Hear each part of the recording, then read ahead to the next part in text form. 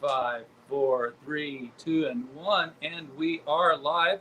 Welcome, everybody. I am RJ Carter, the Senior Managing Editor here at Critical Blast. I think that's my title. I kind of make it up and change it every night. Uh, if you are coming into the chat and you're just wanting to slam on them super chat buttons, I'm sorry to disappoint you, but we don't do that here. It's not that we don't want to, it's we can't do that here. We only have 920 subscribers. We're going to need 80 more. So if you're feeling generous and you want to do something, hit that subscribe button. But tonight, we are going to be talking about the Lucent with creator Michael Bancroft. Michael, welcome to the show. How are you doing tonight? Good, RJ. How are you going? Doing well, doing well. So I love the art that I'm seeing on your IGG page, and we do have a link to that in the description below for people who want to hit that up and get that going. Is this a 2-month project that you had up? In terms of how long it's going to be on Indiegogo? Yeah. Well, it's because it had like 28 days to go, and it was well over. Yep. You hit the 100% mark and just busted past that. So I assumed it was up for a month already. Yeah. Well, no, it's just gone live pretty much. So 2 days old, and you just totally bust through the required goal. No one is more surprised and excited and shocked than me that happened. Yeah, I had really low expectations. You know, no one really knows who I am. I've got a small channel. You know, no one knows this property. So yeah, I've been blown away. I'm slowly starting to come out of that state of shock. You know, from what happened. It got its goal in under 4 hours. That's amazing. Well, it could be that people found out who you were from the animation work that you do. Yes. Which is, of course, how I found you. And so you are an animator, a graphic artist. Are you doing the art on this project? I do everything. You're doing everything. I'm the one-man show. Yeah. So I find it funny that I'm called an animator now because just something I really just, you know, have done in my spare time. And I did a couple that blew up and got tens of thousands of views and stuff. Yeah, you know, when people say animator, that might lump me in with people who actually have skill in drawing and animating characters. We're talking still shots that I just kind of stitched together. Well, you know, that puts you somewhere on a par with people like the South Park folk, and they've done rather well for themselves doing the same thing. Yeah, it is a bit like that, I guess. Yeah. What do you use for that? I mean, is there a special tool or? I mean, I've done animations kind of similar like that, using PowerPoint of all things, and it was like hours and hours of replacing bits and pieces just to get something to happen. You know, funny you should say that. When I was a kid, like let's say early high school, I would make PowerPoint animations as well, and I would just work on them bit by bit every day, and you know, the whole school would wait to see the next part of my little funny animation. I would bring it in on a little floppy disk and we'd all look at it. Yeah, it was like that. You just meticulously kind of moving things around. And that you just reminded me of that, actually. That yes, I do have a long pedigree of animation I forgot about. But yeah, no, this one, I draw it out in Illustrator. Illustrator has very kind brushes. You just like set the brush stability to maximum, and I'm just like really doing these quick drawings. The lines are really smooth, and I just save them. I just save the frame, one with mouth closed, mouth open, and then cut that up in Premiere Pro. And just time it to the soundtrack, which is a real pain because I've been there too. It is a pain, but it happened a lot easier than what I thought. Like I'd never done that before, and you know, with the soundtrack, you can see the peaks and the troughs. So I was just okay, mouth open at the peak, mouth closed at the trough. A few little tweaking after you've done that, put it all together, and you're good to go. So we're going to get into the comic book, I promise that. But what was it that made you decide to start doing these Ethan and Cecil little vignettes? Well, here? I mean, I'm a big fan of Comics Get Live, big fan of Ethan and Cecil. But more than anything, I was just watching one day and I heard that initial Cecil going off on the comic book, on the mainstream pros who failed to capitalize on the success of the MCU. And it just sounded to me like this needs to be, this is a message that needs to be spread far and wide. And with my channel, I've been doing it since about December last year. And I just started it. I didn't know what to do. Am I going to talk into a camera? Am I going to not talk into a camera? I was just throwing stuff at the wall and seeing what stuck. And you get some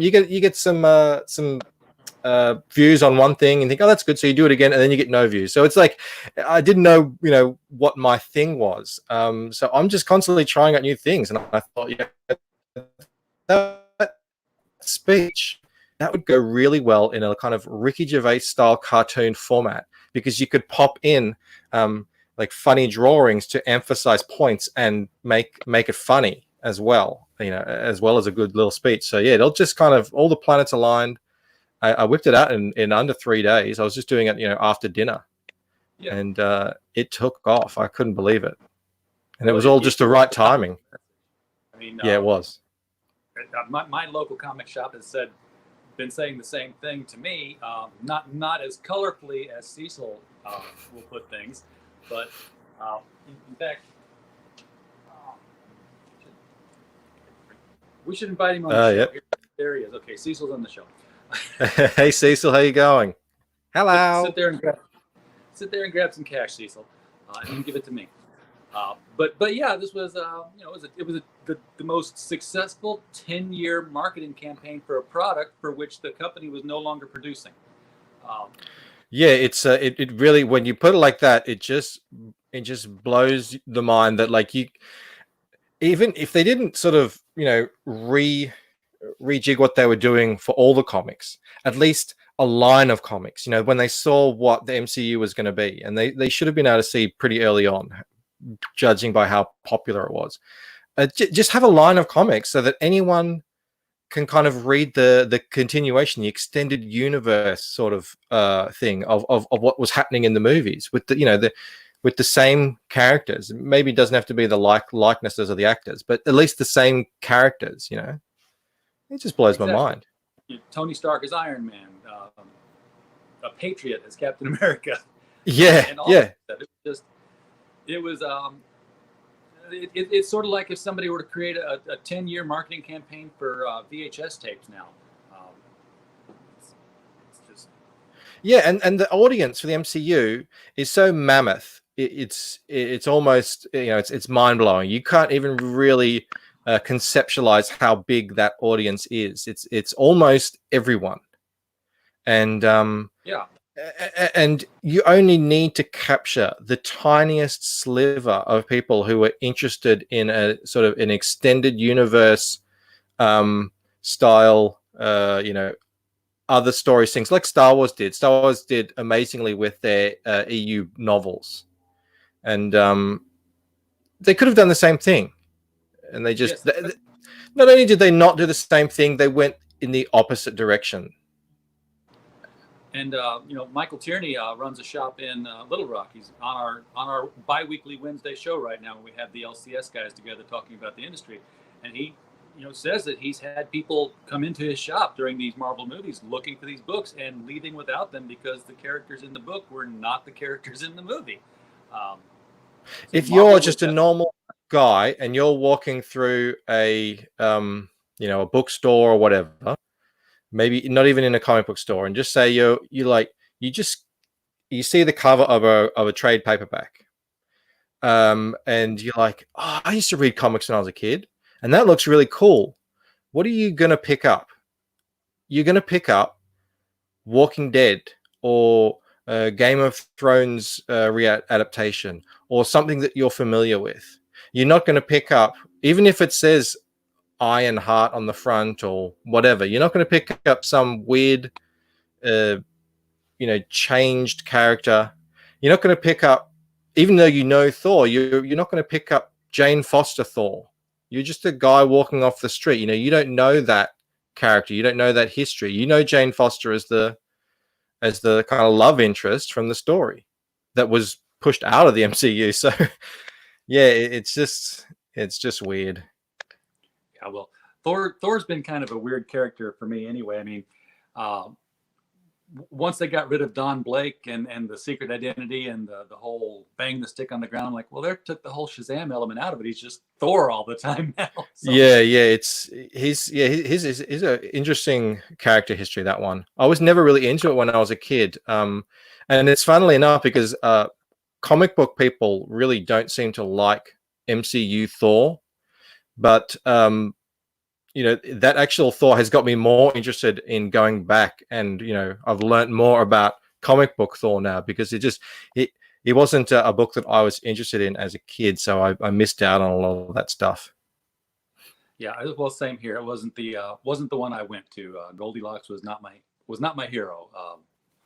And yet, he's got people's heroes that he's around.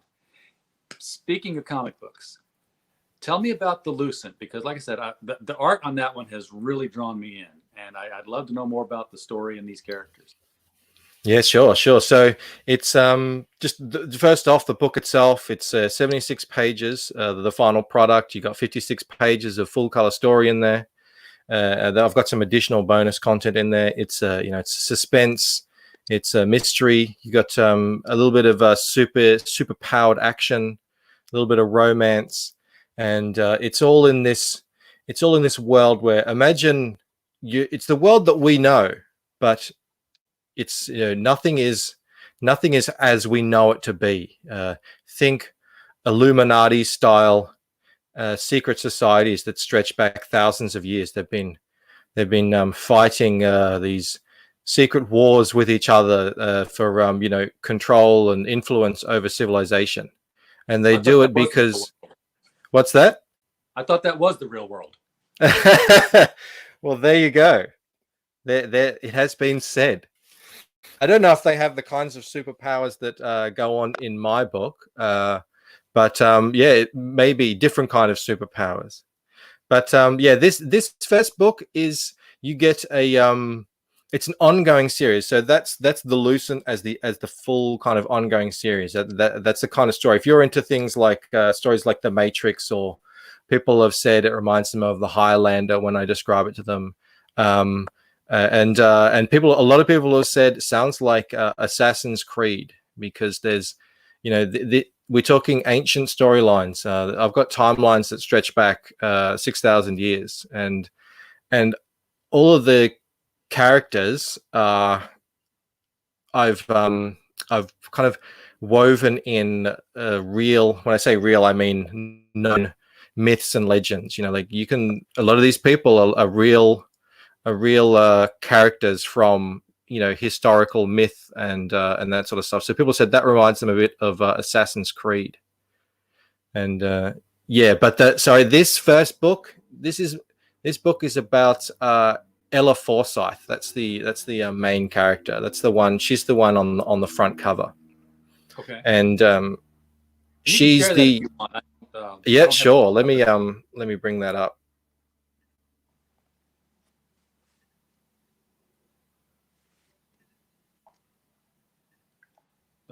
Nope, that's the wrong one. Sorry, I won't do that. I'm bad at this. I learn something new every time we do it. Yeah, I just started streaming yesterday or the day before, and it was a bit of a train wreck. But I got some people coming in. We had a nice little chat. All right, so I think that's it there. If you want to pull that up, there you go. So that's my campaign page. And if you want, we can play the video a bit later. I've got a trailer.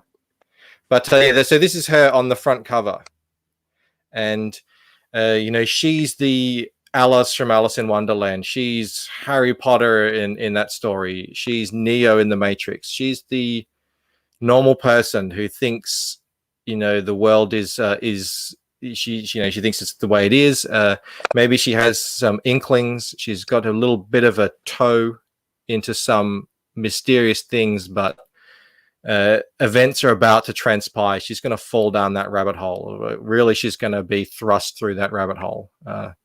And as the story goes on, it's all about her, having to exist in this world that she's suddenly found herself in. And not only that, but she's sort of the main person that everyone is kind of, she's in the middle of the whole conflict now. She finds herself, so that she becomes a key player in all of that. And for someone who was just a bookstore clerk and not really an outgoing person, it's going to be a big struggle for her to exist in this world. I just love this cover here, and I'm glad that you're doing the whole show, because when I hear that, I know that what I see on the cover is going to be indicative of what's going to be on the interiors. Absolutely, and that's something I get that a lot. I labored over this cover for a very, very long time. I first of all, I started off, I just went to movie posters. There's really cool book covers as well. A book cover is something that the book cover designer has to try to encapsulate everything in one image, and try to say, what kind of book is this? They don't usually get to pitch, so that there's some really good book covers that just capture you want to capture the vibe, you want to capture the energy, you want to capture what kind of story it's going to be, exactly like you said. So yeah, I just from the whole layout to the colors to exactly what's happening. This isn't a guns blazing non-stop action-packed story like Dan Frager's Black Flag. This isn't Cyber Frog. It's its own story, and I hope that you can see that from the cover. And you're going to be falling through from the real world into this hidden world, this secret world on the other side. And it's all, I don't know if you can see, like the cover, you actually go looking down onto a puddle, and she's like coming at you from, but it's all a play on that going through from one place to the other, the kind of the mirror world. And the line work on this is so clean. I love that that particular style, and the foreshortening that you've got going here, where she's reaching out forward and she's reaching back. So many people can't get that, or they make it look weird, or it just looks like her arm's a mile long or something. That is perfect foreshortening. I don't know how you pulled that off. So thank you. Thank you. And the shadows of the hand to give it the texture that it is not just a flat palm, but you're looking at it at an angle, and it's got little indentations through it. That was hard. So yeah, in the interiors, there's not many opportunities for me to draw a hand like that. I mean, there may be in the future that I do have a hand like coming right at you, but I haven't had an opportunity so far to draw a hand in that kind of detail. And yeah, when I started, it wasn't working the way I needed it to be, and I was sweating, because yeah, if I couldn't pull that off, that hand is sort of like, that's along with her face, they're the two kind of main focal points. That it's her gaze and her reaching into this world. So I got my wife to stick her hand forward, and I took reference photos so I could get all those little grooves and things as accurate as possible. And so that's my wife's hand there, if anyone wants to know that little bit of information. Well, you chose the most difficult hand position in comics to draw, of which there are three. There is the hand outward like this, and then there's the fist, and then there's the Steve Ditko Doctor Strange thing, where it doesn't really matter because your hand can't do what he's drawing anyway. I haven't tried that one yet. I've drawn a ton of fists to different success rates. I've drawn a ton of this thing, and there's a hand doing this thing in this book that I'm gonna have to fix, because my wife was just kind of looking through things like, what is wrong with that guy's hand? It looks like a claw. I'm like, okay, I'll redraw that one. Yeah, you're right. That it is. These are tough things, but just with a cover, you've got to sell the story, and I think this achieved that mark. People have really taken to it, as well with the color as well. You've got the kind of the green coming in from one side, the blue coming in from the other.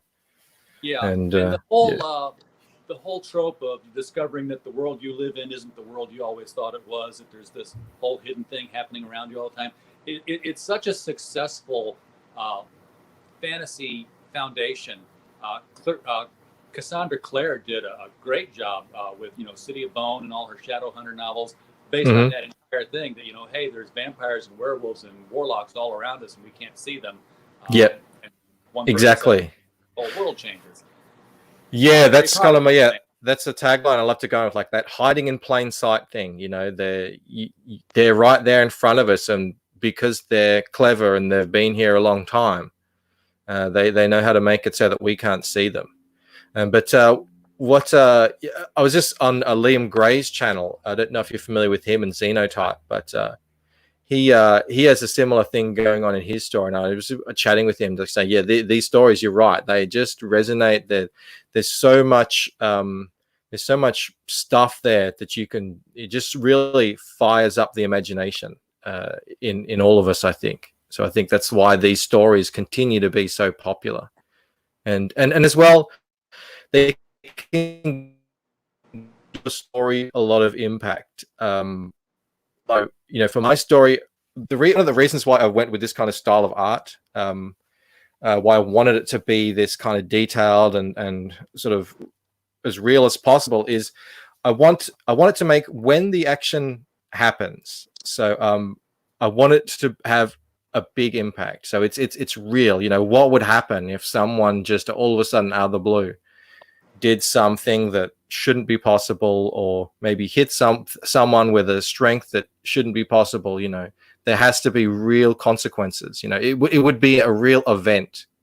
Yes. And it would, if it became widely known that this stuff was out there, it would change the world. No one would just kind of continue on with their day. It would really rock the foundations of what we as as humanity would think of ourselves. So there's lots of fertile ground there with a story like this. Yeah, if suddenly reality is not what you are used to it being, it will get people talking. A friend of mine uses the analogy, and I don't know if you're a religious person or not a religious person, but it kind of holds still true the same. It's like 2,000 years ago, Jesus Christ walked out of a tomb, and we're talking about it still today. So Yeah, it's kind of a supernatural event, extra natural event. Um, Nobody forgets that, and it changes. that's right. Changes worlds. Yeah, and just touching on that, that I've got three timelines that will run parallel to each other throughout this story. And one of them, yeah, like I said, it starts 6,000 years ago. The other one actually does start around that time, 2,000 years ago. And then I've got the current day timeline, and they kind of move forward through the centuries. And because there is so many events in human history that are we still look back on and say, that was when that happened. That was when, that was kind of the birth of European civilization. That was the birth of human civilization as far as we know it. And I've kind of woven all that stuff into these characters to give this, so that when we get to the current day timeline, all of these what would you call them, institutions and characters and people, they have a lot of gravitas to them. There's a lot of meaning that you can pull from the real world and slide it right into your story. Now, you said this is an ongoing series. Is this a 22-pager with a cliffhanger kind of thing, or is this going to be more It's a 56 page. I'd say it does have a cliffhanger. It does definitely, you're going to get the feeling like, yeah, you're getting a glimpse of what I'm talking about in this first book, and then she's going to she's going to pass the Rubicon at the end of this book, and moving forward, then she's going to be well and truly in this. The curtain has been pulled back, so we get to see the all the main players that you're gonna need to know in this story will meet in this first book, but it's kind of focused mostly on her and her life now, and maybe think it's a bit like Luke Skywalker while he's on Tatooine. He wasn't yet fully aware of who he was and his potential. Now, is this your first comic book work? Yes. Have you done this before? Okay. So walk me through the learning curve. I mean, not the drawing. You know how to draw. You're talented at it. You've been doing it for years. But when you say, "I want to do a book," it's more than just drawing pages up and passing along. Especially if you're doing it yourself. I mean, you've got to find out the entire mechanical process and how the printing industry works and how the distribution industry works. Which you have to be very autodidactic for that, and which for all those in the chat room means teaching yourself as you go, and picking up an entirely new skill set. Has that been the case? Has it been difficult? Absolutely. Well, yeah, it's difficult, but you just take it one little step at a time. I guess I've always been like that. I was that kid in school who I would go off and learn a lot of the stuff before I even went to class, so that I was ready to go in class. I would teach myself programs. I taught myself, Flash, how to do animations. I taught myself HTML, how to build websites. I just look at what people are doing, and I kind of investigate as well as I can how they're doing it, and go at it like that. By trade, I'm a graphic designer, so I have worked in publishing all sorts of things, getting them ready for print, all that pre-press stuff. I do photo, color retouching. I know all about the profiles and the color profiles and that stuff. So I have a bit of a head start on all that stuff. I've laid out plenty of books, so I'm taking a lot of that knowledge to this. But yeah, no, there was the learning curve was pretty insane. I like you said, I was an artist. I wasn't a comic artist, but I guess I always just was able to look at people's styles and kind of replicate them. And then and you can't replicate something perfectly. And eventually, after a while of doing something, you realize you've actually developed your own style. And that's sort of what I did. I looked to European comics, French comics to get my style. And I've landed on something that is new. Well, it's new for me at least. But the hardest thing out of everything was actually the coloring. The coloring was not something that I could just kind of look at a lot of coloring and kind of copy it. There's a lot of actual theory, and there's just a lot that goes behind coloring that you're really not going to be aware of just as an observer. So that took me a long time to learn. Yeah, I have a friend who's a fine artist and a painter, and he talks about color theory a lot when we talk. And basically, if you want to evoke an emotion in somebody, whether they know color theory or not, you know what colors to pick to do that with. And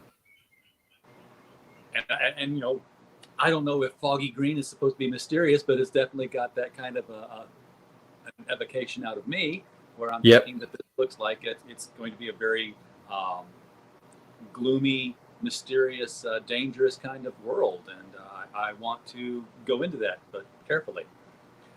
Yes, it's that's pretty much what I'm going for here. And we saw like I was mentioning earlier, the Matrix used that color palette a lot as well. To represent when you're inside the Matrix, that it's otherworldly, it's ephemeral, it's strange. It's not really a color that you're going to see if you just head outside into the city. It's not going to look like that. So it's definitely when the sky looks like that here in Midwest America, it means a tornado is coming. So well, there you go. But it's rarely, thank goodness. There you go. That's there's something's on its way. Something wicked this way comes. Absolutely. I was getting ready to say that. Yes. One of the biggest problems I hear about these I'm not going to say Comicsgate comics because it goes beyond that, the crowdfunded comics, the self-fulfilled kind of things, is the shipping costs, especially when it comes to international. Now, given that probably the bulk of your sales are going to be in the North American audience, are you printing in North America, or are you going to print domestic and ship all that international? It's just a weird things happening in that space. I'm actually looking at printing in the UK. because it's turning out that is the cheapest place. You know, a lot of people are talking about Mixum, and I've been in contact with Mixum because they're Australian. They do have an Australian franchise here, but it's very limiting. There's not much you can do with it here. There are not many options, and they only go up to a certain number.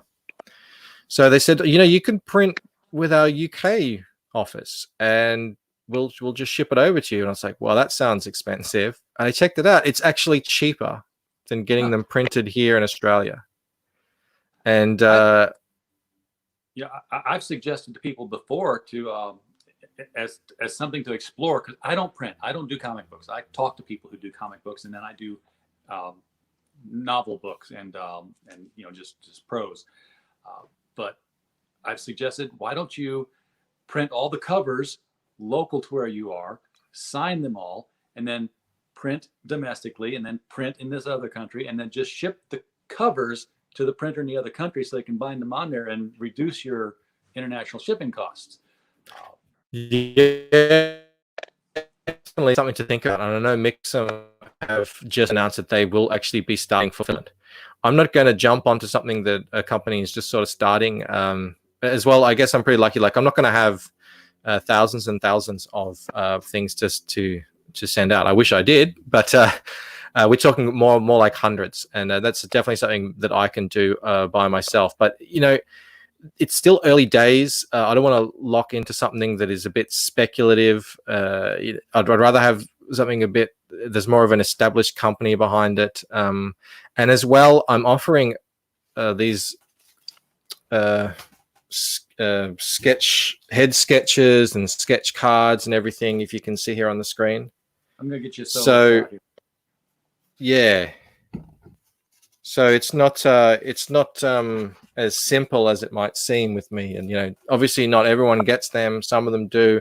And I just know with I remember Ethan was using a fulfillment service, and he had a lot of different tiers working in a lot of different ways, a lot of different things happening. And yeah, when I ordered a lot of Cyberfrog stuff, and it was a real hassle getting it here while he was using that fulfillment service. And as soon as he started just doing it himself with his family, everything just started coming really quickly. So yeah, I'm great on the wall behind you there too, by the way. Yeah, that's my wall of crowdfunded books. That's all of them so far. Actually, there's a couple of others that I haven't put up yet, but it's growing all the time. Awesome. So I'm going to put it back to the other screen here. You have a video. Yep. Let's load that up. Did you animate it?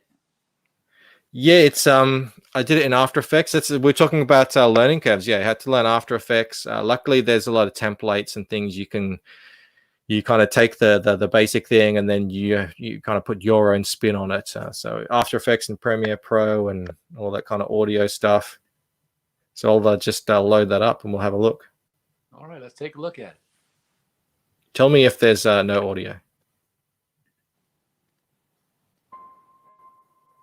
I have audio. Good.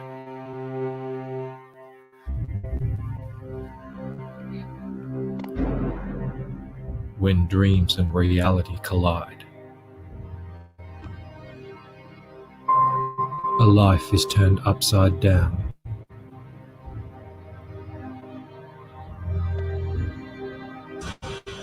Thrust into a conflict where ancient shadows fight secret wars.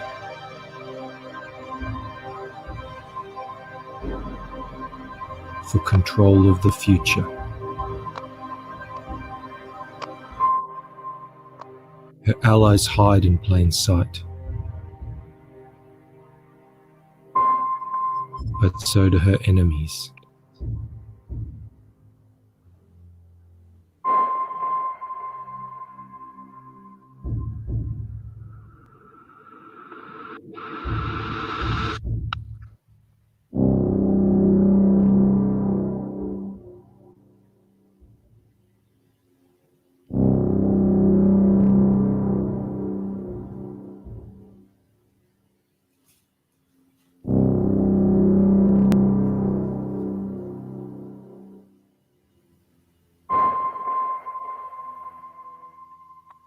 Very, very cool. Cheers. Yes. Right now. What's that? Somebody get Netflix on the phone right now. Yeah, I originally, when I made that, I wanted to do a kind of like a motion comic, and I realized very quickly, yeah, that's going to take a long time. I don't have time to do that. And then I thought, okay, well, I'll just do this sort of, what would you call it? An animated, a bit more of a advanced slideshow. And Sure. And then I was like, well, okay, what audio am I going to put on it? And nothing fit. And I'm like, oh, you realize very quickly that, everything has to kind of hit with the beats.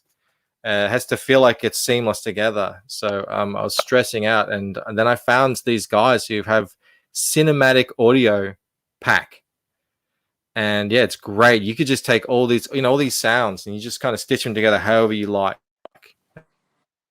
And kind of feel of trailer that you want. Yeah, all worked out fine, fully. Well, again, there's more of that. That just, I don't know what style to call it. It's a realism. It's this beautiful, clean line work here. I'm a guy who doesn't like his comic book characters to look cartoonish or disjointed or disfigured. Very much into the old Silver Age DC. People like George Perez, Ethan Van Sciver. None of this big feet, big hands, little anime thoughts in their heads above them. That's not me. Yeah, I'm the same. I grew up. I was in the early '90s. That was my introduction to comic books. So that would have been, like the Todd McFarlane, Jim Lee, a bunch of other guys. I was a big Spider-Man guy. So Mark, what's his name? Mark Bagley. Yeah. So that's sort of where I got into comics. So I'm really always an art guy in comic books. But this style, when I first started writing this story, it wasn't a comic, it wasn't anything. I was just writing. I was just getting ideas onto a page, and it just wasn't working. I didn't know if it was going to be a novel. I didn't really see the point in writing a screenplay. If you're just like some nobody who's writing a screenplay in your lunchtime, it's a bit of a pipe dream to think that Hollywood is going to just see through the millions of screenplays they receive every year and go like, this one, we need to make it into a movie. And the story just wasn't working. And one day I picked up, where is it? I've got it here. My wife is French, and they have a massive graphic novel industry over there in Europe as well. It's not just the French, the Italians, the Belgians, the Germans, and they have it's like their own Comicsgate. It exists outside of the mainstream American market. It's not manga. They release these hardcover graphic novels, and they release like 1 or 2 a year. Sometimes even less, and it's that model because it's a premium product. And I picked this up at a headphones. I picked this up at a supermarket in France, and I opened up this page, and I think you might be able to see a bit of the influence on me with the with the skyline there. And check that out. Very, very cool. And I saw this. That at the supermarket. You didn't have to go to a comic shop for that. No, it was at a supermarket, and there was a bunch of them, and I could only get one because they weren't that cheap. They're they're similar prices to Comicsgate books. So yeah, there you go. There's that. Yeah, there's like that. It's a more realistic style. It's not cartoony. And as soon as I saw this, it was like a light bulb went off in my head. It's like, oh, my story is a graphic novel. That's what it is. That's the whole problem. And I just started, and I, rejigged my whole thinking into how, like, this is a visual story. A little bit of dialogue, but mostly visuals. And yeah, ever since then, I've just been working nonstop, and everything's been clicking. And now the story has, what's that? Sorry. Go ahead. Keep going. It has now the story has a coherent beginning, middle, and end. It's going to take a few books to get to the end, but it's going to be well worth it when we get there. Yeah. Were you working on this story? Well, when did you start working on the story? I guess is the main Like question. writing it out probably about a decade ago. Okay. Yeah, and as well, I'd never really done any creative writing outside of high school, so I was just pumping out words. I didn't have a method of writing yet, and I was just putting words on the thing, and was I writing in chapters? I don't know what I was writing. I was just getting, kind of thinking out loud on the page, and it was all terrible and unreadable. But gradually over the years, I would do this in my lunch break. I'd just get in my car in my lunch break with a laptop and just write for an hour. And eventually you start to pick up things. And then I thought, I've got to actually take this serious. I want this to be a real story. So I learned about creative writing. I learned about how to, craft a story, how to, I read up on the hero's journey and all that sort of stuff. And yeah, just bit by bit, I just kind of learned how to do it. But it didn't really click. It's just the kind of the story it's supposed to be a comic. It's supposed to be a graphic novel. That's what it is supposed to be. And as soon as that happened, it all just fell into place. Now, did you realize that it was a graphic novel before or after all the crowdfunding became the vogue thing? Well before. So I've been working on this. I actually have the second book to a pretty far along completed level. So I've been working on this for a long time. So it was a slow start for me, learning how to lay out comics, like you said, learning all the bits and ins and outs of making a comic. But eventually, pick up the pace. And now even though I'm still working on this book as a printed book, I realized that my colors weren't telling the story. They weren't doing the job that they needed to be doing. So I had to spend a long time going back over the colors. Learn a lot with the inks and all that sort of stuff. But this has sort of been 5 years in the making. That event happened with picking up that graphic novel. That happened about 5 years ago. Okay. So when you say that you're well into the second one, and this is obviously the crowdfunding for the first one, what I'm hearing is this thing's ready to go once the campaign closes. It depends. Never having run a campaign before, it's hard to know because I didn't realize, like, for the last couple of days, I've been literally just online spruiking the book, promoting. And, from what people have told me, kind of in the back room, they're like, get ready. You're just going to be, every day out there online, promoting yourself, promoting your book, doing the pitch. And it unfortunately doesn't leave all that much time for things like sleep and drawing, but I'm going to have to,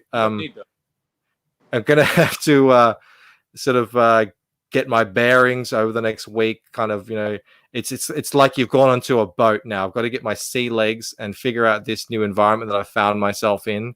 And, because the only way I've been able to do this, because I work full time, the only way I've been able to do this over the last 5 years is I have a very strict schedule.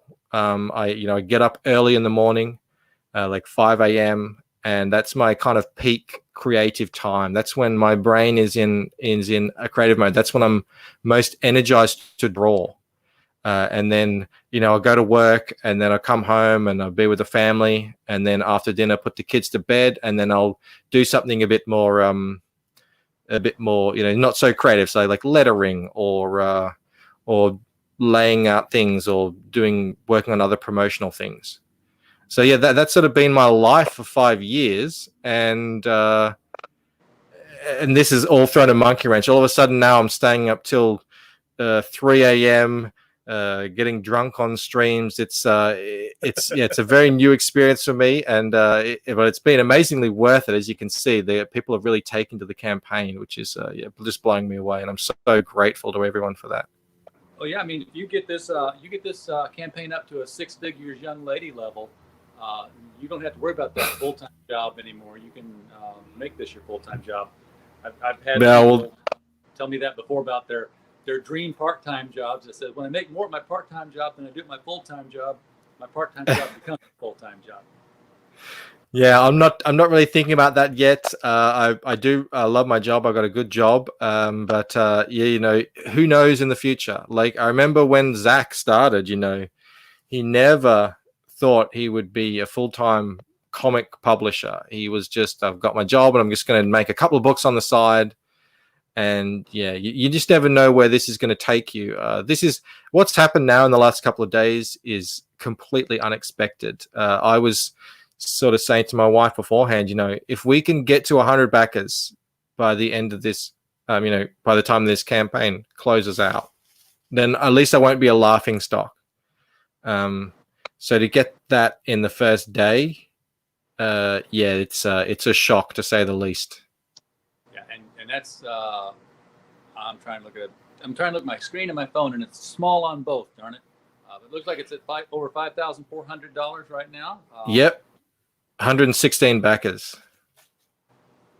So that's very good. I mean, that's triple-digit percentages over what you were trying to get. So we're going to start unlocking some stretch goals. Yeah, it's yeah.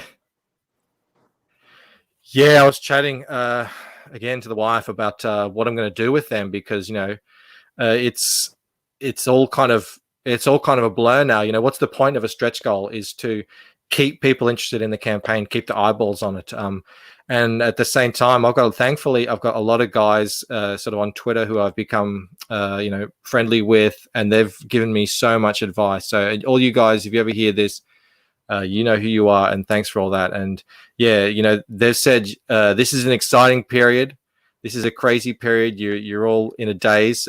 Don't lose your cool and just start throwing stuff at the campaign without thinking it through. So I'm going to take, I don't know if I need to be putting out exact numbers for stretch goals 2 days into the campaign. I'm going to take my time a little bit, see how it goes after the initial kind of launch period, and figure out some numbers and make sure I'm not shooting myself in the foot, giving away extras. But it's definitely something that I want to be doing, going forward in the campaign. I want people, if they've come on early and they've backed it, that's they need to be rewarded with some extras and some cool stuff as the campaign becomes more successful.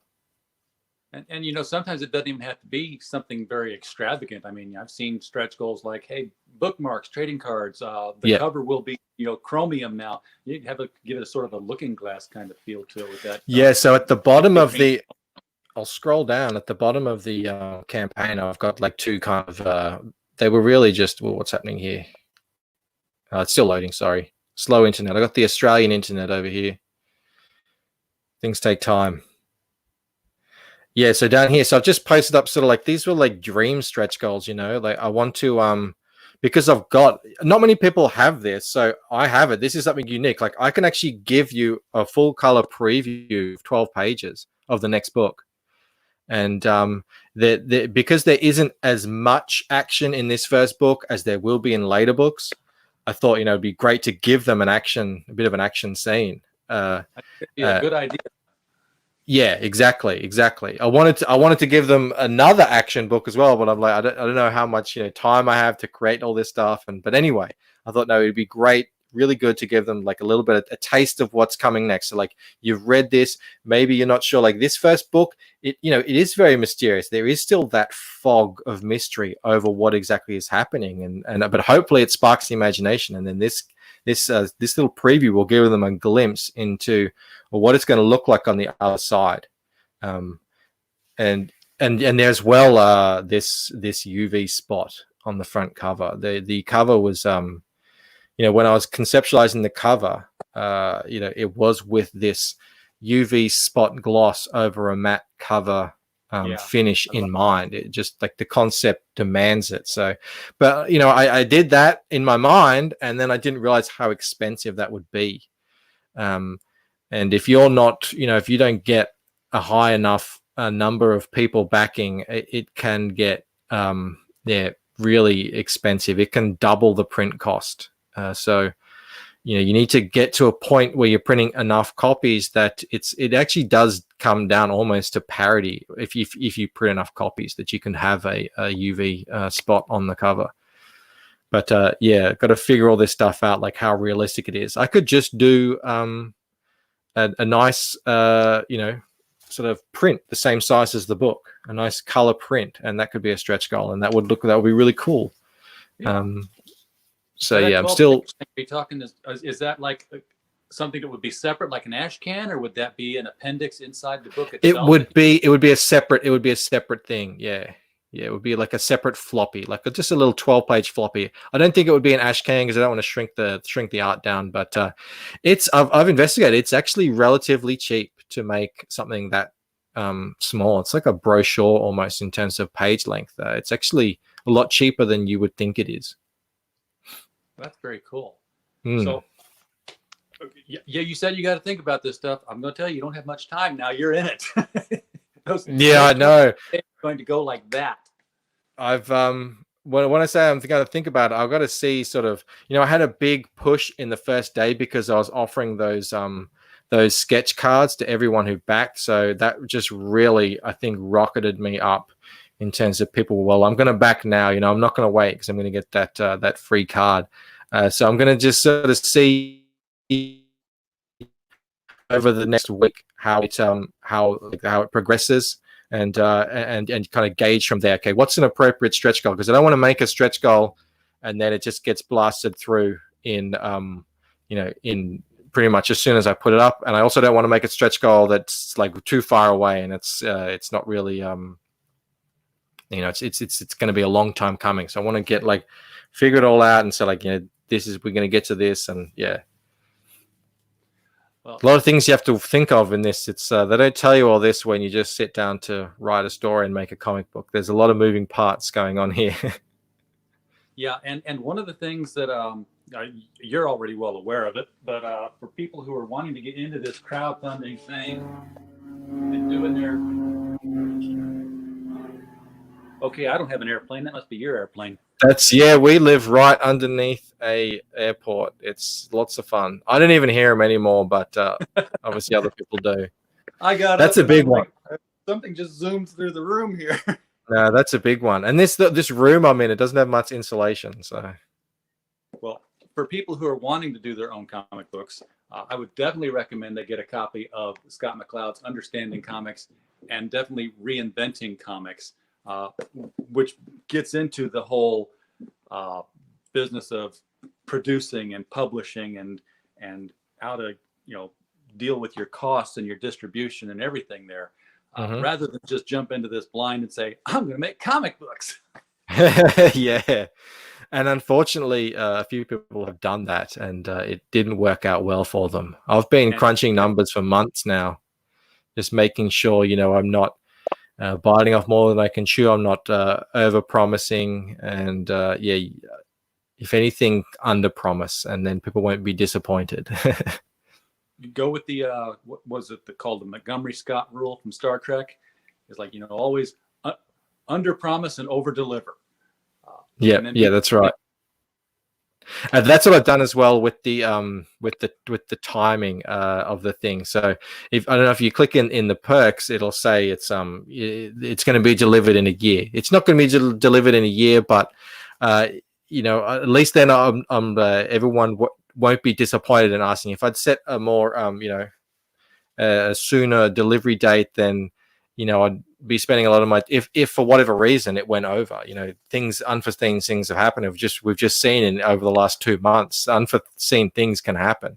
Yeah, and I don't want to put myself in that situation. Yeah, people understand when there's a global crisis, things are going to slow down. Things were promised aren't going to arrive on time. But if you put something up and say, it'll be done a month after we're delivered, and then 6 years later, well, it's definitely not going to be that. That's another good thing about being kind of the one guy on it. I don't have to wait on anyone. I don't have to pay anyone. I've got my own job, so it's not a thing of I won't be getting distracted doing artist commissions or anything like that. This is my book. This is my magnum opus. This is what I'm working on. This is what I'm focused on. Well, this is definitely going to this is going to get attention, I think, from not just the readers, but it's also going to get attention from other publishers who might be throwing work your way. which is something else you're going to have to consider, as it will cut into your creative time on your own work. But I can definitely see that people are going to want you to maybe do a cover or to do interior work, and you're going to have to pick and choose and know when to say no. Mm. Yeah, it's I have actually already gotten a fair amount of that. And I always just at the moment it's I've just kind of have to be focused on my campaign and what I'm doing here. I've got 116 people who have put their hard-earned cash into someone who that they don't really know very well. They like the look of what I'm doing, they like the sound of it, but they don't know me that well. I'm trying to like get out on YouTube so that they do know me, but that's the level of trust that I'm going to take very seriously, and deliver to them the best possible product that I can in the most timely manner. But as well, I get people asking me, can you do animations for me too now? So that's another thing I'm kind of have to like say, look, I'm not against it in principle, but I get so few hours in the day to even just play with my kids anymore. So it's it's all this is I'm living in a new world right now. I'm talking about it's a bit like Ella here. I've been thrust into a new world. It's not the world I'm familiar with, but I'm trying to find my bearings in it, and we'll see what the future brings. I always say I'm open to it in principle. I think the future looks depending very bright on the job, Michael. I could be wrong, but I don't see anything here that would stop that from happening. As we click out here, I'm going to get into a little bit of shilling for just a moment here. We appreciate everybody who's come by the stream. As we mentioned, if you wanted to hit that super chat button, you can't until we get to 1,000 subscribers, and we're just 80 away. So if you want to hit that subscribe button, we would very much appreciate it. We're thankful you came by anyway. And if you want to help the channel out, the easiest way to do that is to go to criticalblast.com, the main website. There's a link in the description. Just look at some of our reviews, some of the interviews we've done. The advertising there will, you don't have to pay for that. They pay us for you coming to us. But if you are a show me the merchandise kind of person, Critical Blast is also a publishing house of books, as we mentioned earlier. Our first anthology, Gods and Services, is available on Amazon. And our first young adult hardcover superhero novel, Bulletproof Origin, Stephen J. Mitchell, is also available out there. And if you've been paying attention to our Twitter timeline, we have just closed the reading period for The Devil You Know, which is another anthology, which is going to have 20 short stories in it of people's encounters with the devil. And we have a tremendous lineup of writers who have submitted to this and are all going to be a part of it. We're going to have a live stream launch party sometime in the next month. We're targeting the book release July 1st. It may be earlier than that as things move along. And they're moving along actually rather quickly, so we will keep you all abreast of that. Michael, again, it's been a great pleasure to have you on here tonight. We appreciate you coming on. We know we're not the big boys, but we are definitely trying, and we definitely love comics. So, hey, I'm not the big boy either, and it's been a pleasure, RJ. It's been really nice talking to you, and it's good to know, like there's the guys out there you can have a good rapport with. We can chat comics and stuff. It's great, and good luck with your channel too. Good luck on getting to 1,000. I'm sure it's going to happen very soon. I'm watching it every day. I'm like the ugly girl on prom night, waiting for the phone to ring. It's like I'm kind of in the same place. I'm a bit further off than you, but yeah, fingers crossed. Hopefully, it comes soon too. Well, keep producing good content, and the success will just come to you without much trying after that. Just keep doing what you're doing. Thanks, man. See y'all later. Thank you for coming by, folks. Cheers. Bye.